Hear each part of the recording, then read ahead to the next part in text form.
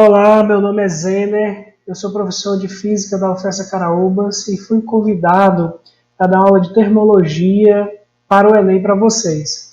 Então, esse tópico que eu vou falar hoje é sobre a dilatação térmica, um assunto bastante interessante, um assunto que tem grande potencial de cair na sua prova do Enem, porque você tem aí várias possíveis aplicações com a dilatação térmica, vários efeitos que podem ocorrer quando você aquece o material. Em geral, os materiais, quando são aquecidos, eles aumentam de volume, ou seja, eles se dilatam, eles se expandem, né? Pode chamar de expansão térmica também. E isso leva a diversas aplicações, né? E cuidados que você tem que tomar quando você trabalha com isso. Então, por exemplo, quando você observa, né, os trilhos de uma ferrovia, você observa que eles põem, né, nesses trilhos, a gente chama de juntas de dilatação, ou seja, os espaços, né, entre os trilhos, para quando o calor, a temperatura daquelas barras de ferro aumentarem, elas se expandem, né, a gente chama de dilatação, e aí tem que ter um espaço entre um trilho e outro para que o trilho não se deforme, né? Por exemplo, quando fazem pistas de concreto, né, rodovias de concreto, também é de costume colocar alguns espaços, né, entre as placas de concreto, para quando o concreto aquecer, né, ele não expandir, quebrar a rodovia. Né? Você vê muito isso em pontes, né, que são construídas, viadutos, né, que são de concreto, então tem que ter algumas juntas de dilatação para não ter esse problema de expandir e quebrar, né, a estrutura. Então, entre esses tópicos, né, um assunto interessante, né, de termologia, e existe um outro caso, que é o caso da água, né, que nós vamos tratar também, é que a água ela tem um comportamento anômalo, né, que a gente diz, de 0 a 4 graus. Em vez dela expandir, ela contrai. Vamos explicar isso, né, também nos vídeos. Então, a primeira coisa, né, que a gente tem em mente são alguns efeitos aqui, ó, selecionei aqui embaixo, né, você tem trilho de trem, quando você não tem esse espaçamento entre os trilhos, não é suficiente, o calor é muito grande, pode ocorrer aqui essa deformação, né, nos trilhos, que a gente não gostaria de ter. Aqui, ó, você tem uma pista de concreto, né, e aqui ela dilatou, e aí uma quis, vamos dizer assim, subir em cima da outra, né, devido à dilatação. E aqui, ó, o que acontece? Quando nós vamos estudar essa dilatação, nós temos alguns possíveis efeitos que podem ocorrer. Então, a dilatação pode ser linear ou pode ser uma dilatação volumétrica. Como que fica uma expressão matemática quando eu tenho uma dilatação linear? Então, acontece aqui o seguinte, se você olhar aqui esse caso A, né, você tem assim, para variações moderadas na temperatura, ΔL é diretamente proporcional a ΔT. Ou seja, uma variação de comprimento, né, se você tem uma barra e você quer medir a variação de comprimento dele com a temperatura, você vê que essa variação de comprimento ela é proporcional à variação de temperatura. Certo? Então, se você aquece uma barra e a barra aumentou de comprimento 1 milímetro, numa variação de temperatura, por exemplo, de 10 graus, existe uma proporcionalidade. Isso quer dizer o quê? Se você aumenta 20 graus, a barra, ao invés de aumentar 1 milímetro, ela vai aumentar 2 milímetros. 2 milímetros, que seria aqui, ó. Dado um tamanho, né, de barra, numa temperatura T0, se você aumenta a temperatura de um ΔT, ou seja, acresce a temperatura, né, ela aumenta um ΔL. Se você aumenta a temperatura de 2 ΔT, ou seja, o dobro, ela vai também dobrar o ΔL, ou seja, o quanto que a barra se dilata, né, quanto que a barra aumenta. E a variação do comprimento, ela também é proporcional ao tamanho inicial da barra. Olha que interessante isso aqui. Se a barra tem um comprimento inicial L0, né, e você causa uma variação de temperatura ΔT, a barra aumenta um ΔL. Se você tem inicialmente não uma barra L0, mas sim uma barra 2 vezes L0, e você causa a mesma variação de temperatura, você vai chegar a uma variação 2 vezes maior, aqui ΔL, aqui 2 ΔL. Então, com esse experimento, né, fictício aqui que a gente realizou, a gente chega à seguinte conclusão, que ΔL, né, ele é proporcional, ΔL é proporcional, ele é igual, né, a L0 vezes um coeficiente de dilatação linear vezes ΔT, né, uma vez uma variação de temperatura. Por quê? Porque aqui, ó, disso daqui a gente chegou à conclusão que ΔL é proporcional tanto a L0 como a ΔT. E se eu quero transformar essa proporcionalidade em uma igualdade, né, o que eu uso é um coeficiente de proporcionalidade. No caso aqui, o coeficiente de proporcionalidade é alfa. E alfa é chamado, né, de coeficiente de dilatação. Coeficiente de dilatação. E você pode, né, dizer o seguinte, que alfa seria o seu ΔL sobre L0 vezes ΔT. Certo? E o coeficiente de dilatação, né, linear, ele vai ter uma unidade que você pode escrever ela em Kelvin a -1 ou grau Celsius a -1. Essas são as duas unidades mais comuns que você vai encontrar. E como que se dá a questão da dilatação? Por que ocorre a dilatação? Né? A dilatação ela ocorre quando você aumenta a temperatura do sistema, e o que vai acontecer quando você aumenta a temperatura do sistema é que os átomos daquele cristal, daquele metal ou daquela substância, eles vão ganhar energia, certo? Então a estrutura cristalina daquele material vai ganhar energia, a estrutura atômica dele, e aí ele vai expandir, porque os átomos da rede, né, cristalina que forma o material, vai aumentar de volume, não os átomos, mas a distância interatômica entre um átomo e outro vai aumentar, consequentemente o volume daquela estrutura vai aumentar e vai refletir macroscopicamente no tamanho do objeto, né? O objeto vai ter esse fenômeno que a gente chama de dilatação. Então, imagine que você tem aqui como se fosse um material, né? Que os átomos do material, vocês estivessem ligados aqui por molas, né? E aí quando você dá energia a esse sistema, a tendência é expandir o sistema, ou seja, a vibração aumentar e vai aumentar essa distância entre essas molas, ou seja, o sistema vai aumentar de volume. Então, antes você tinha uma energia potencial, né, aqui do sistema, onde você tinha um mínimo de energia aqui, ó, nesse ponto, e quando você deu energia, o mínimo de energia foi deslocado, ou seja, ele cresceu, né, aumentou daqui, por exemplo, né, para cá, certo? Então aumentou a energia do sistema, então ocorre a dilatação. Isso que eu falei para vocês, né, é sobre a dilatação linear, mas você pode ter também a dilatação volumétrica, certo?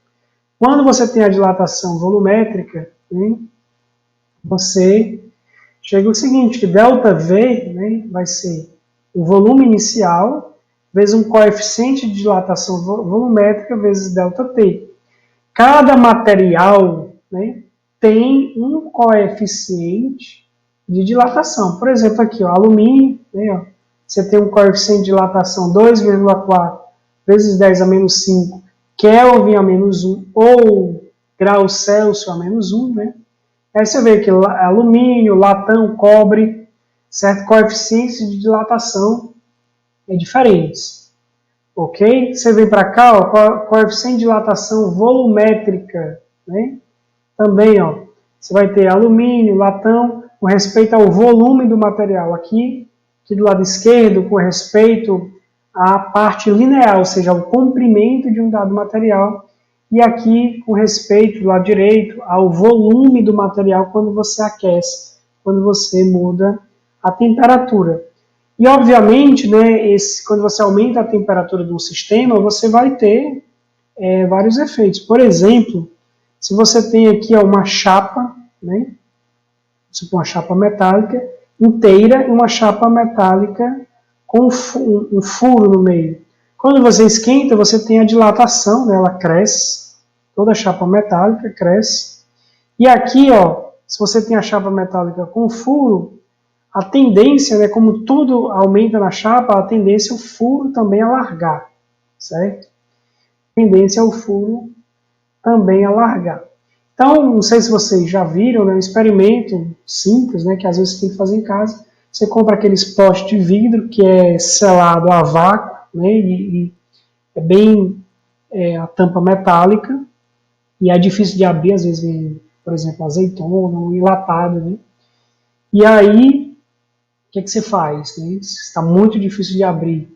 Você esquenta só a tampa do vidro, né, de preferência, o aço se dilata mais do que o vidro, então quando você esquenta somente a tampa, é fácil você tirar, né, tirar aquele vácuo, destravar a tampa, fica super tranquilo se você fizer isso. Então, vamos tratar agora de um comportamento diferente, certo? Que é o comportamento, que a gente diz um comportamento anômalo da água, que é um conceito bastante importante, que você tem que observar aí, que tem uma grande chance de isso cair no seu Enem. Por quê? Vejam que a água é um material extremamente importante para a vida. Sem a água, não sabemos se seria possível ter vida na Terra, certo? E a água tem um comportamento bem diferente dos outros materiais. De 0 a 4 graus Celsius, né, vamos supor que você tem gelo a 0 grau, você começa a esquentar nessa água, e aí o que você espera, né, de um material? Você espera que ele aumente de volume, mas a água não acontece assim. Quando você começa a esquentar a água, isso entre 0 e 4 graus, certo? Você começa a esquentar a água vai, vamos supor, ela está em 0, aí passa para 1, passa para 2. Ao invés da água crescer em volume, ela contrai, ela reduz o volume. Veja que isso é um comportamento diferente, certo? Então, por exemplo, isso vai refletir diretamente na vida, né, nos oceanos, na vida nos lagos, em vários aspectos da vida na Terra, certo?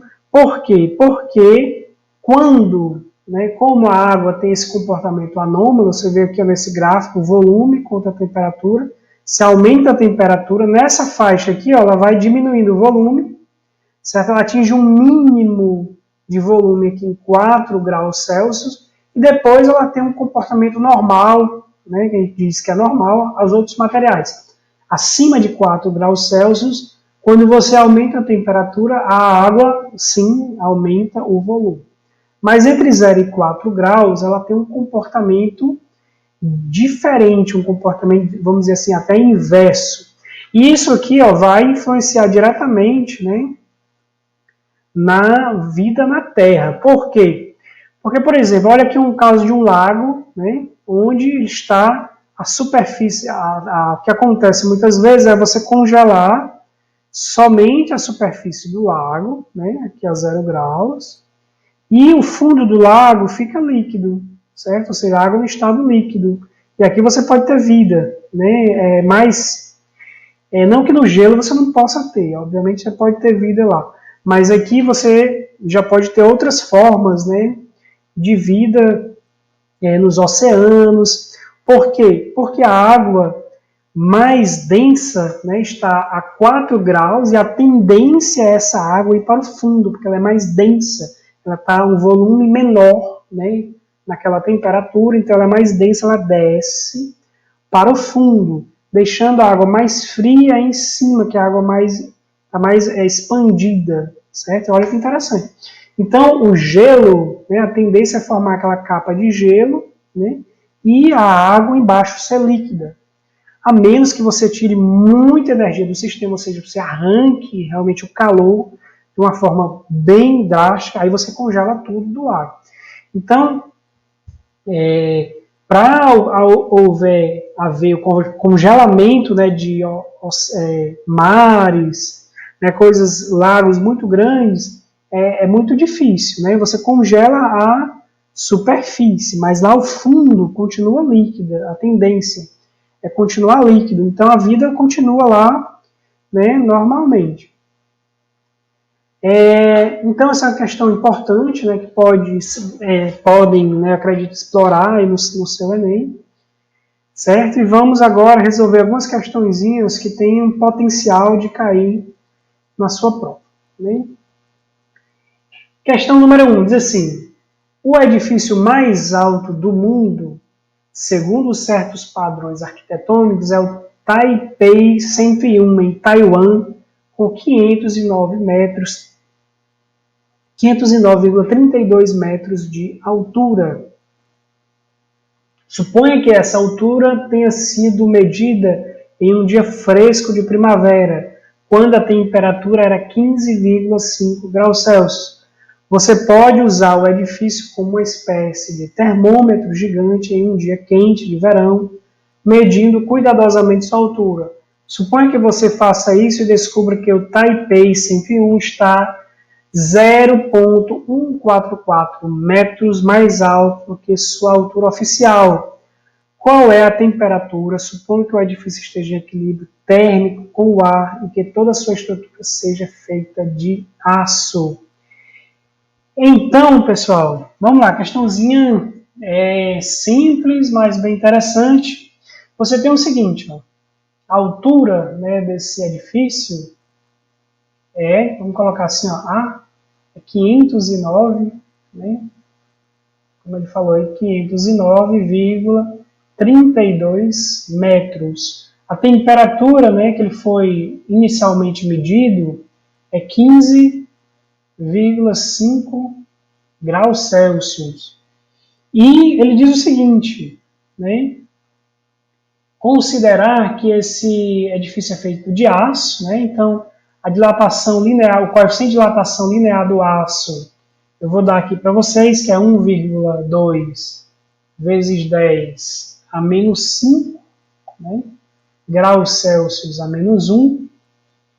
E ele diz o seguinte, supondo que ele teve uma variação ΔL de 0,144 metros, qual é a temperatura que está nesse momento, né, quando você faz essa medição? Então é muito simples, você vai usar aqui a equação da dilatação. ΔL é L0 vezes o coeficiente de dilatação vezes ΔT. L0 é o comprimento inicial, né, do tamanho inicial do edifício.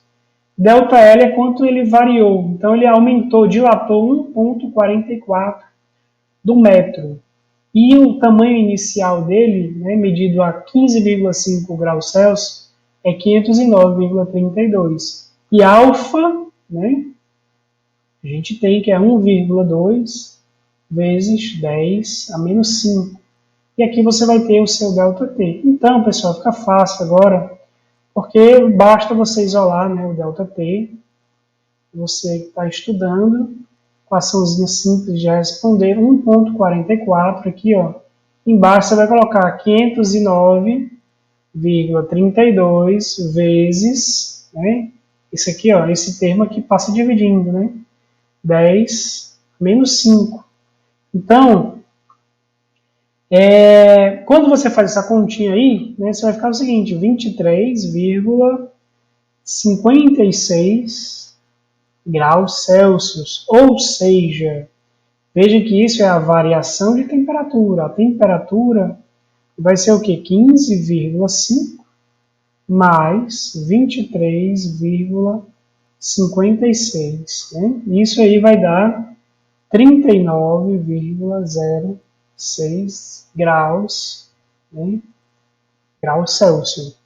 Então, quando, né, num dia de verão muito quente, que a temperatura atingir 39,06 graus Celsius, o edifício vai ter alterado a sua altura de 0,144 metros, que é isso daí corresponde a 14,4 centímetros. Vamos para mais uma questão, certo? Envolvendo essa parte de dilatação. Então, a questão é a seguinte. Um frasco de vidro com volume igual a 1000 centímetros cúbicos a 0 graus Celsius está completamente cheio de mercúrio e essa mesma temperatura, diz assim, quando esse sistema é aquecido até 55 graus Celsius, um volume de 8,95 centímetros cúbicos de mercúrio transborda.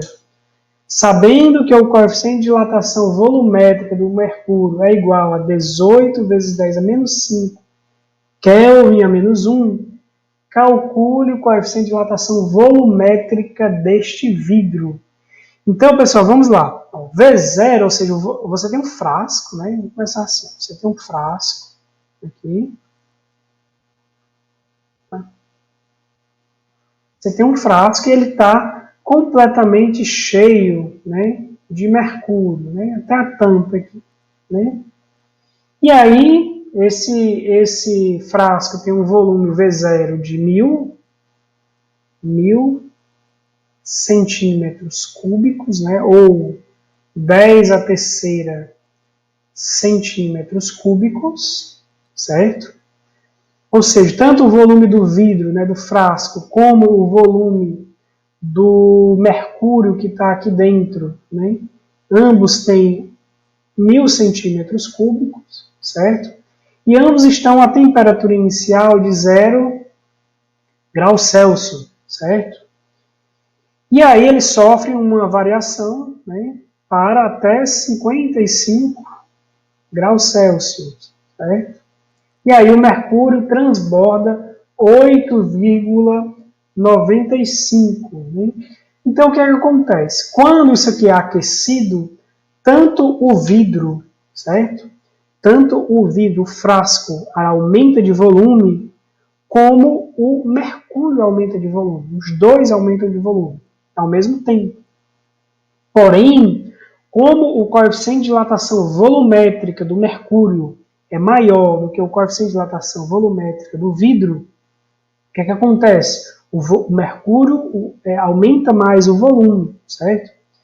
Então, como o volume de mercúrio aumenta mais do que o volume do frasco, então a tendência é o mercúrio transbordar. E ele fala nessa questão que o mercúrio transborda 8,95, certo? Centímetros cúbicos. Então, o que acontece? Você tem o seguinte, que a variação de volume do mercúrio menos a variação de volume do vidro, vamos colocar assim, VV, né? Isso aí tem que dar 8,95 centímetros cúbicos, certo? Então é só usar agora a expressãozinha para variação de volume, né, a expressão da dilatação térmica para o mercúrio e a expressão de dilatação térmica, volumétrica, né, para o vidro, para o frasco.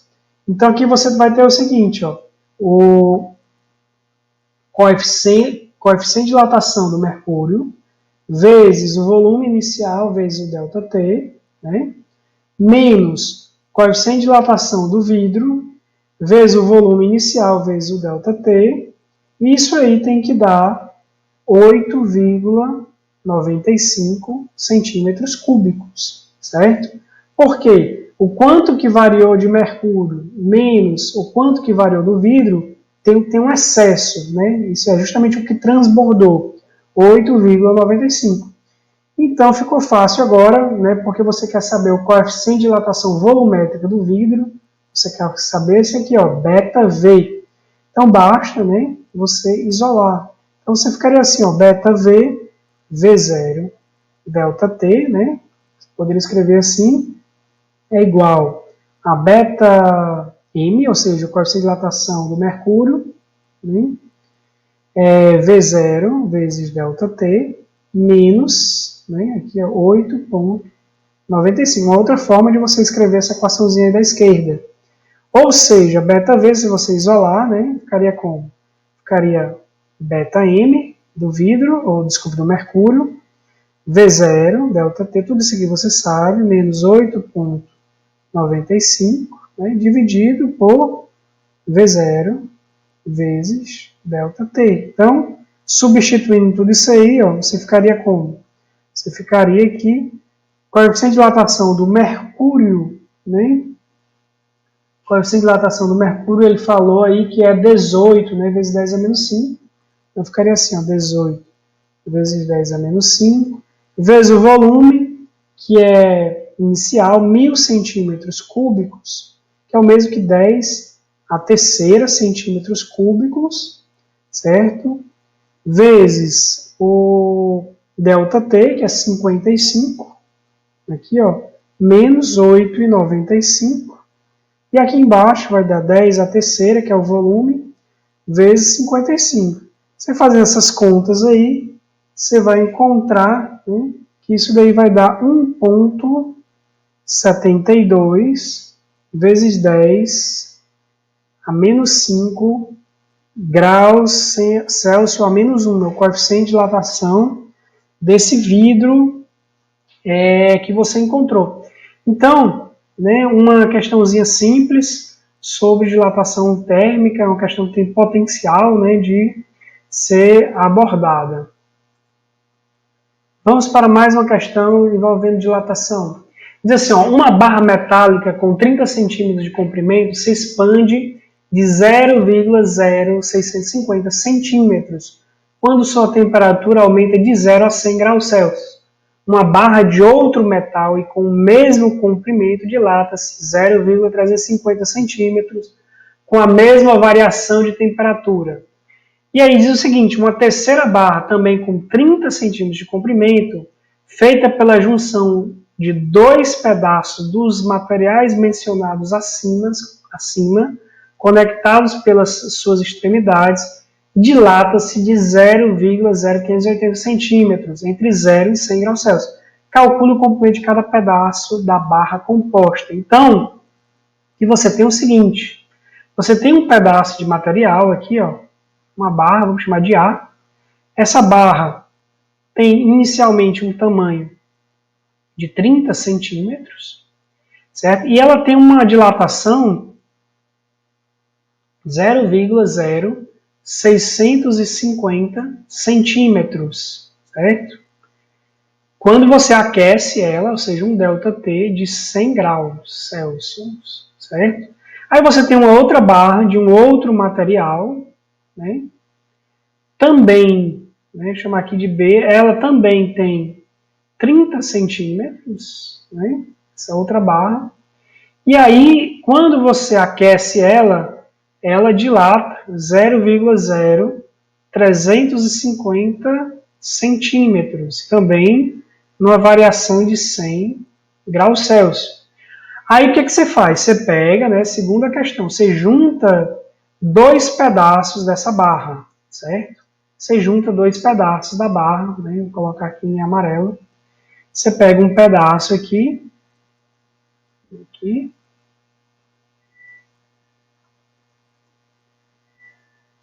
o pedaço de uma, e aqui o pedaço da outra, aqui da A e da B. Vamos dizer que aqui é C e aqui é D, certo? Aí você não sabe o tamanho de C e você não sabe o tamanho de D. Você sabe que esse pedacinho aqui é a mesma composição lá da barra A, mesmo material da barra A, e esse outro pedaço aqui, né, ele é a mesma composição aqui da barra B. certo? As bolinhas aqui, ó, aqui é barra A. Então, mas ele diz o seguinte, que esse material, esse novo material, quando você esquenta, né, esse novo material aqui, ele tem um ΔL de 0,0580 centímetros, no mesmo ΔT de 100, né, causando o mesmo ΔT de 100 graus Celsius. Então ele pergunta, ora, quanto é o tamanho de LC e quanto é o tamanho de LD? Né? Essa é a pergunta. Então, vamos lá, pessoal. O que é que a gente sabe? A gente sabe que LC, né, foi dado no problema, LC mais LD continua sendo 30 centímetros, certo? E agora, o que você tem aqui é, você sabe que quando juntou as duas barras, você sabe o coeficiente de dilatação, você sabe quanto é o aumento ΔL dessas duas barras, 0,580. E você sabe aqui ó, o aumento individual de cada barra isolada, certo?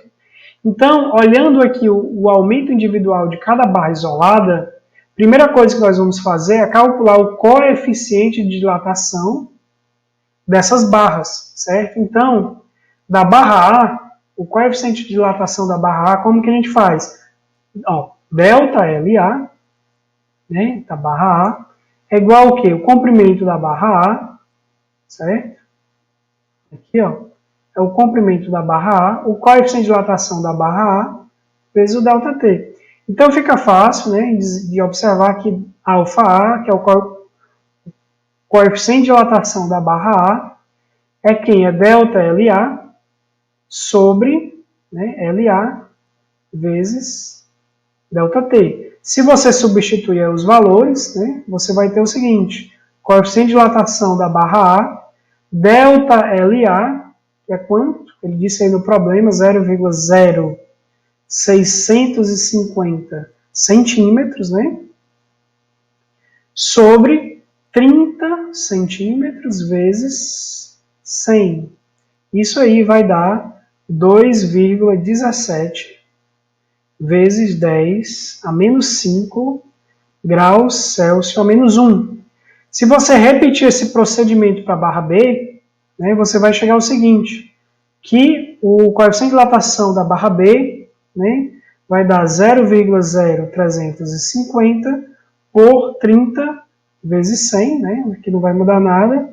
Isso aí vai dar 1,17 vezes 10 a menos 5 graus Celsius a menos 1. Então, tendo os dois coeficientes de dilatação, né, tanto da barra A como da barra B, então posso montar o seguinte sistema. Aqui, ó, LC mais LD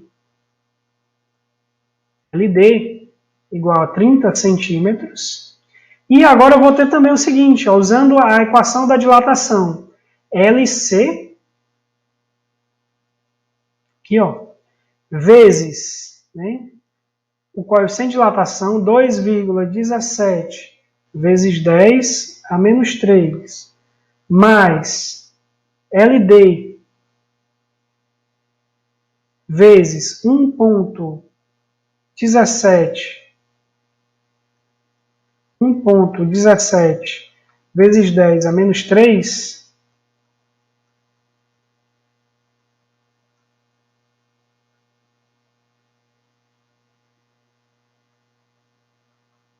isso tudo aí, né, 1,17, desculpa, vezes 10 a menos, menos 3, isso tudo tem que dar 0,0580, certo?